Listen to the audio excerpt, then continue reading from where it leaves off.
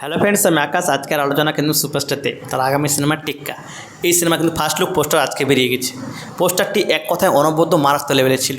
আরেকটি বলে রাখি, এই সিনেমার যে হাইপ একটা বেসিক একটা হাইপ কিন্তু রয়েছে। অনেকে হয়তো ভাববে যে খাদান সিনেমার মতো তো হাইপ নেই।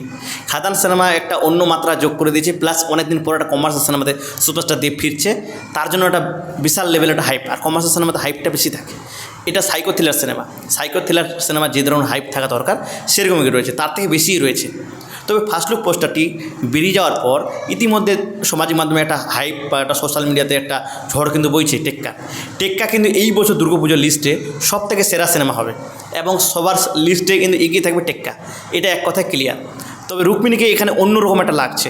এই ধরনের রুক্মিণীর আমরা কোনো ধরনের পোস্টার বা লুক আমরা দেখিনি। রুক্মিণীর চরিত্রটি দেখে স্পষ্ট বোঝা যাচ্ছে তিনি ডিটেকটিভ চরিত্র প্লে করতে চলেছে।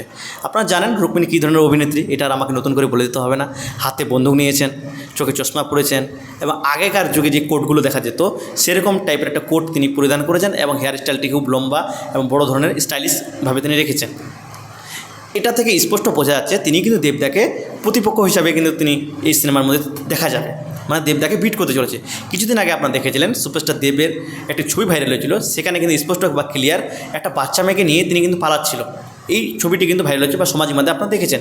এটা থেকে একটা আন্দাজ বা প্রেডিকশন করাই যায় যে দেবদাকে তিনি কিন্তু রুক্মিণী বিট করবে বা খোঁজার সন্ধান বা বিভিন্ন সাইকো থ্রিলারভাবে এখানে দেখানো হবে, মানে এটা সাসপেন্স হিসাবে তো থাকছেই। তবে আরেকটা সুখবর, এই সিনেমার গানগুলো সঙ্গীত বাংলা দেখানো হবে। এটা একটা বাড়তি পাওনা এবং এসবিএফের তরফ থেকেও কিন্তু পোস্ট বা শেয়ার তিনি করেছেন টেক্কা সিনেমার যে পোস্টারটি। আসি বিজিএমটা কিন্তু মারাত্মক ছিল, এক কথায় অনবদ্য। মানে এই ধরনের বিজিএম সাইকো থ্রিলার সিনেমাতে কিন্তু উপযুক্ত এবং পারফেক্টভাবে কিন্তু লাগছিল। সাধারণত বাংলা সিনেমার ক্ষেত্রে এই টাইপের বিজিএম কিন্তু থাকে না। এখন দেখার বিষয়, পরবর্তী যখন পোস্টারগুলো আসবে বা মোশন পোস্টারগুলো আসবে বা ট্রেলার থাকবে, তখন কি এই বিজিএমটা দেখা যায় কি দেখা যায় না, এটাই এখন দেখার বিষয়। তো যাই হোক, টেক্কা কিন্তু অন্য লেভেলের একটা সিনেমা, মানুষকে ভালো লাগবে এবং সুজিত মুখার্জি অনেক দিন পর ফিরছে, তো হলে হাউসফুল আমরা দেখতে পাবো এমন কিন্তু আশা করাই যায়। তো এটাই বলার ছিল, এই ছিল আজকের মতো। অবশ্যই লাইক, কমেন্ট, শেয়ার এবং ফলো করতে ভুলবেন না। ধন্যবাদ।